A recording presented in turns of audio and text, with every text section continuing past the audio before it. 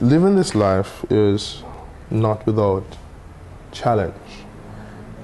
And one of the main problems that we face and undergo as gay men and lesbians is the intense violence and discrimination,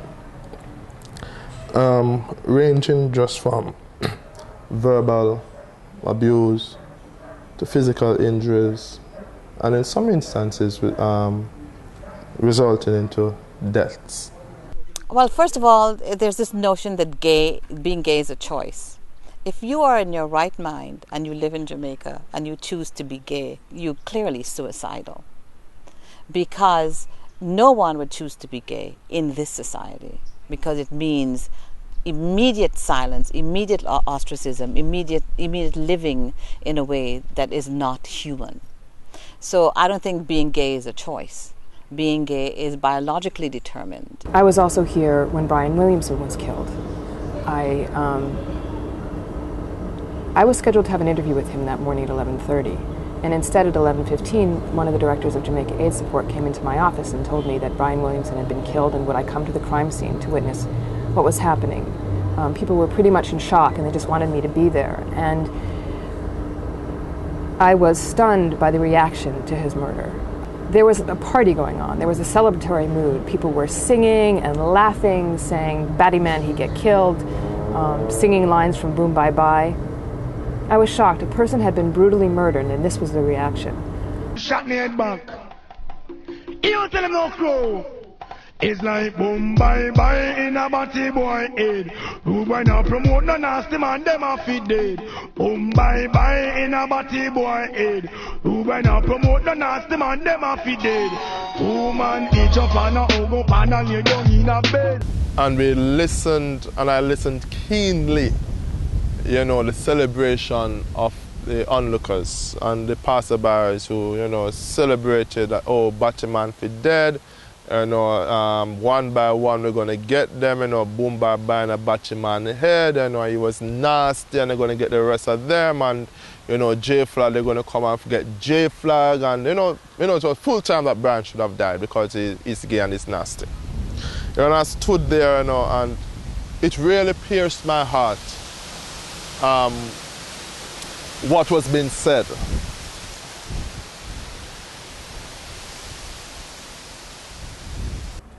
I'm not concerned just about injustices against gay people. It is part of a spectrum of injustice in this country. This country is a hard, pitiless country against those who have no power and can be victimized. Any cruelty to people is barbarism, any injustice to people.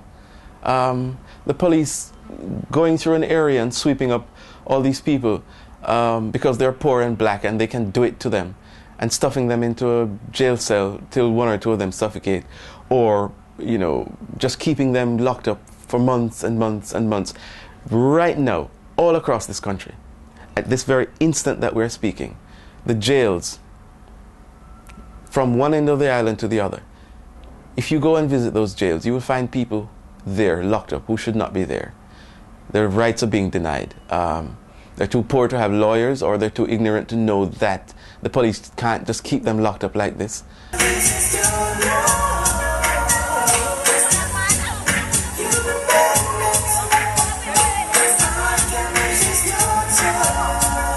Yes, sir! Myself and my partner are now thinking about getting engaged by the end of this year, and to be married in short order. And it's something that we believe strongly in, and also to foster children and to be a part of that union. Marriage is okay. Marriage is not all that. Why people want to get married, I don't know. But marriage, if you don't have it, it becomes important, okay? So if you want that right, it's perfectly fine. I don't see why they shouldn't get married. I don't see anything wrong with it. It's much better for them to get married than not. I mean, a lot of gay people are in very strong, long, solid relationships in which they would have communal rights, community rights, property rights for each other. And if they want the symbol of getting married, I think they should have it. And so I don't see anything hysterical or wrong with it. If they want to get married, that's fine. I don't see why that should be like, oh my God, if you remove the buggery law, then they'll want to get married. And what will we do then? So what? It's not going to. Jamaica is not going to end. Jamaica is a strong, vibrant, powerful culture. And I suspect that if gay people in Jamaica got married, they would have a whole new twist that nobody has ever seen. It will have a cultural interpretation that will make it unique. So, let it be, let it be, let it be. Listen up, girl.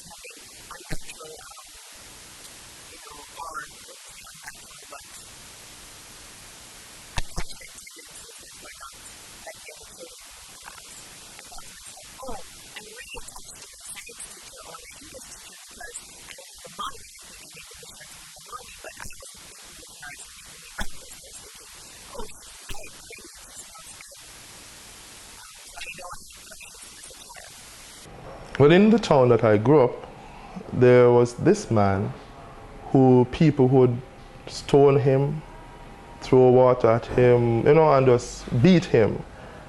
And one day I hear them saying that he's a batty man. So I asked my friend and my mother what they mean, and why they always have to be beating him. My mother didn't respond, and my friend either didn't respond. And the things they keep on beating him over a period of time. And then we started to hear other persons laughing and saying that he loves men and he has sex with men. So then even that caused me now not to want to talk or open up to anybody about the fact that I find another boy attractive and rather to play with boys as opposed to playing with the other girls, but playing with boys in a different kind of a way. I didn't necessarily feel, comfortable that I could talk to my parents about the whole thing of liking boys, the whole thing of wanting to see what the older guy's penis looks like. I think that for me, I would have been flogged, so I did not ask. I love my son unconditionally.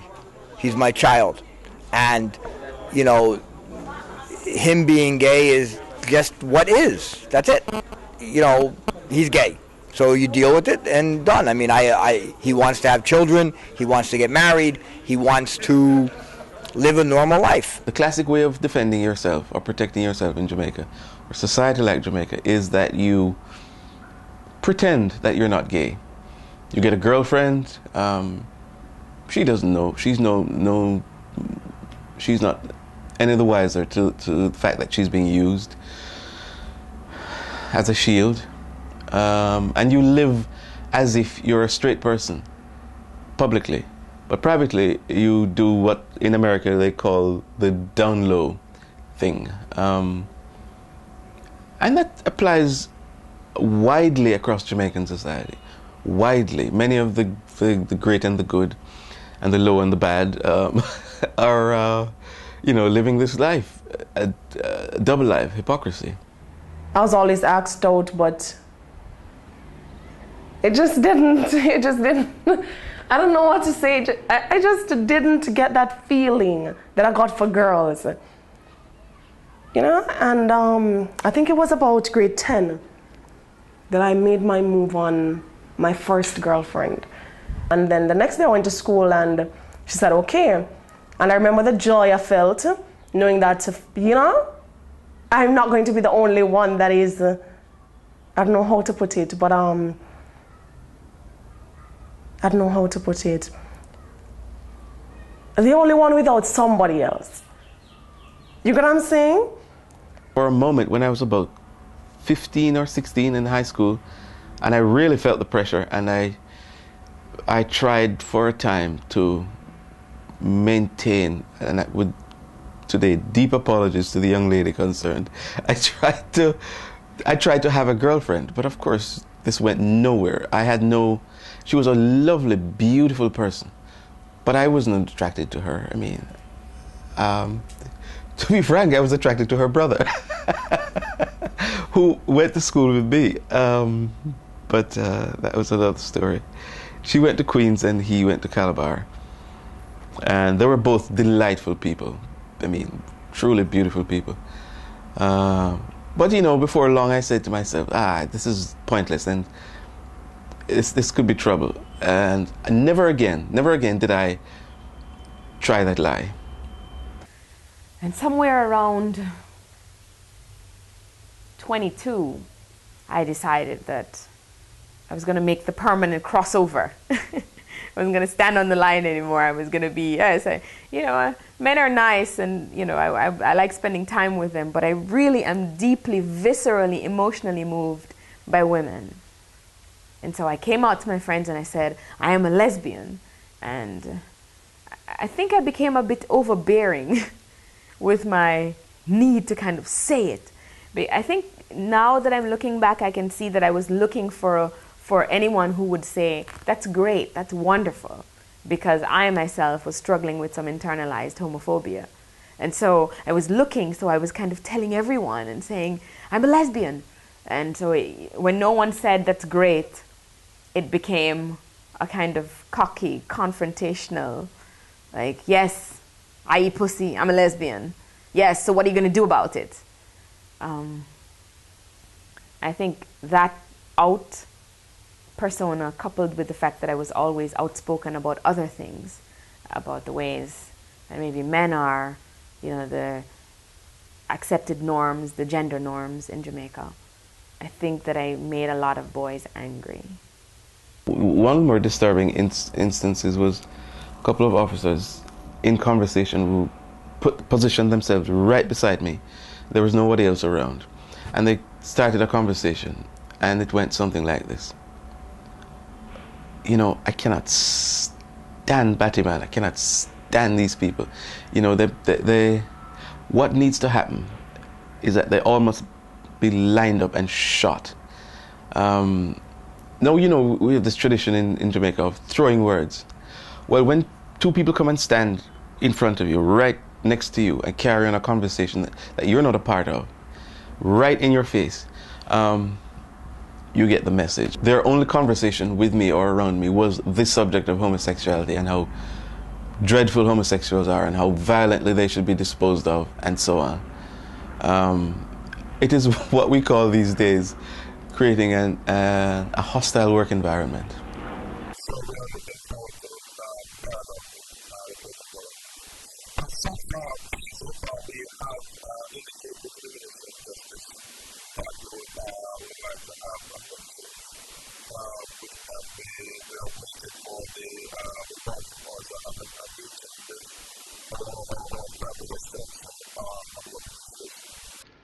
With respect, that was not an answer to my question. Let me put it to you one more time. Yeah. Do you, in the future, want to live in a Jamaica where a gay man or a gay woman can be in the cabinet? Sure, they can be in the cabinet, not mine. Well, they can't be in yours. Not mine. No, but do you want to live in a Jamaica where they can be and they should be, and it would be entirely natural for them to be so? I do not know that that is necessarily the direction in which I want my country to go.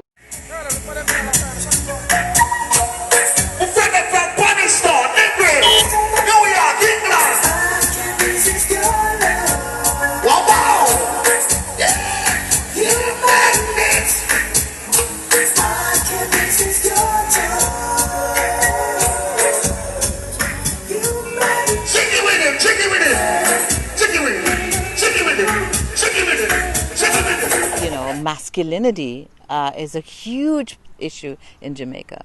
So it's masculine to be homophobic. So the fact that the Prime Minister may come off as homophobic doesn't separate him out from large numbers, huge numbers of Jamaican males who respect and admire and support his position.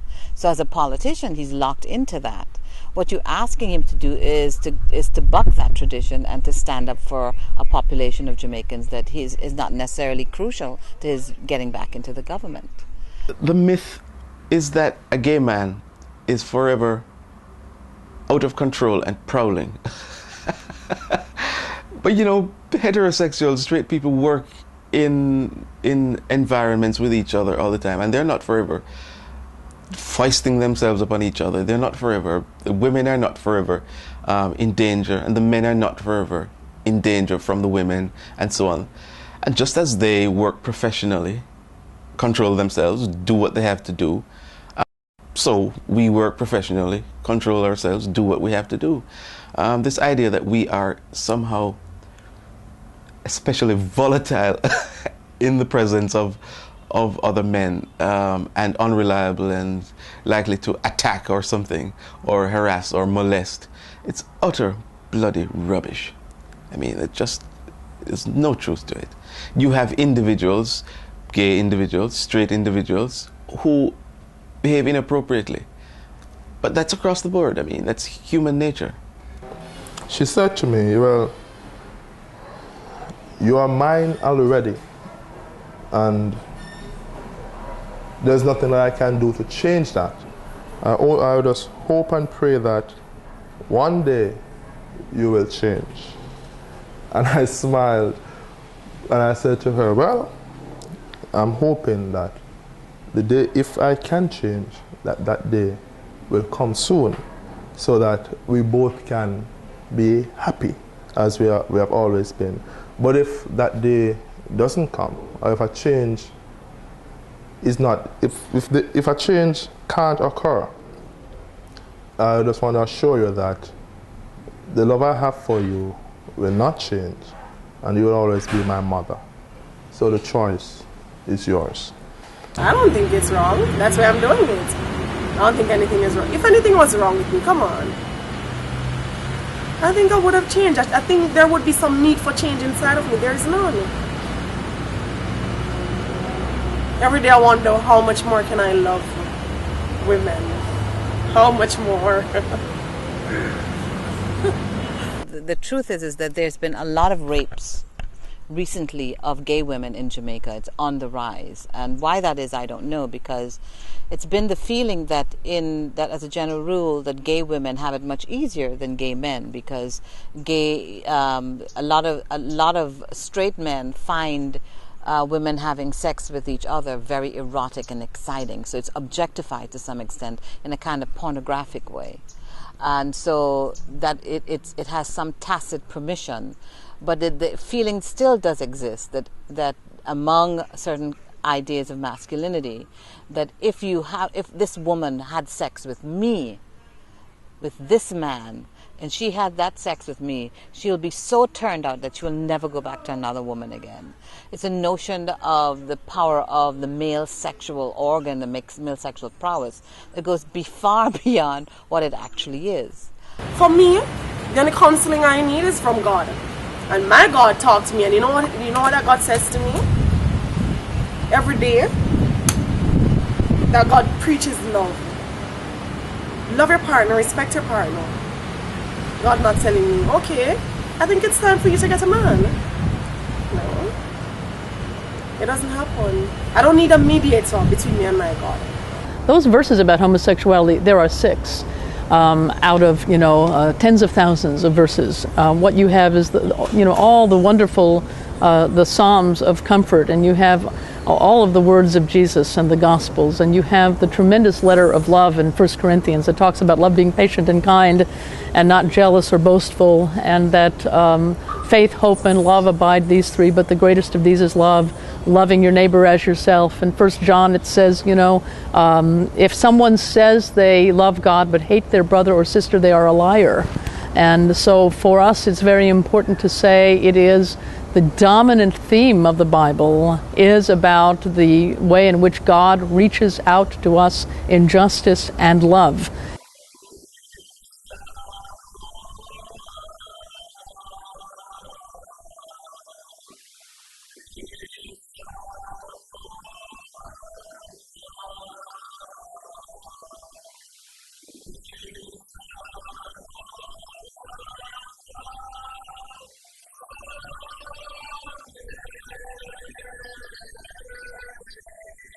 And if you keep the main thing in the Bible, and you don't proof text little passages or stories, you find tremendous stories. There are stories of same-sex love and loyalty in the Bible, of David and Jonathan, of Ruth and Naomi, of stories of people who did not fit the gender norm of their time, and yet who God used and worked through and blessed. And those things are really there. She rises before the sun. Alarms the morning with her hair almost white now, unfurling sturdy plaits of wisdom, thick and unrefined, like her philosophies, brushing the coils, separating the truths until each wired strand is a filament, silver and black, reaching out to define the woman there. When Steve Harvey was murdered in 2005, my mother knew Steve, and myself and Steve shared an apartment once. Steve Harvey, HIV/AIDS activist, friend and mentor to many, forcibly taken from his home and murdered. His crime, kissing someone he loved.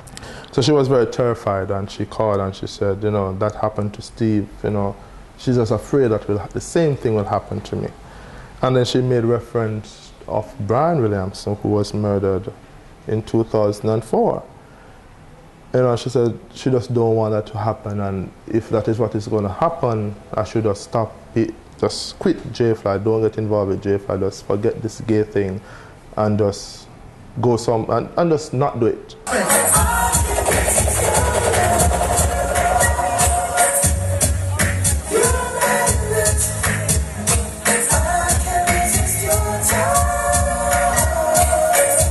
Yes, we are doing that tonight by praying for the dead and promising to fight for the living, with the cross as our inspiration or reason for believing that in all things God keeps on working for what is just and right and good, and therefore so must we continue to fight.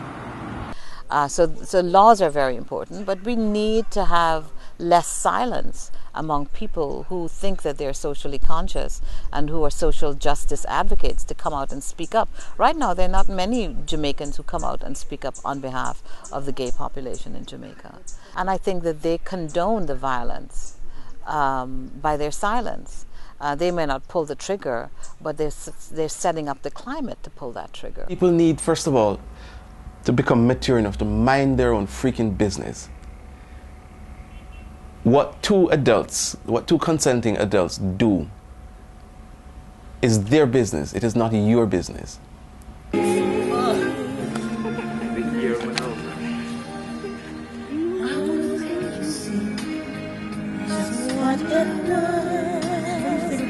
Show me the loneliness and what it does.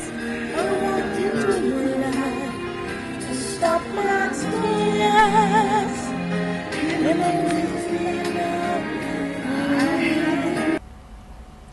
Live your life and let other people live their lives. If they're not causing you harm, you have no business causing them harm. If they're not infringing on your rights, you have no business interfering with them.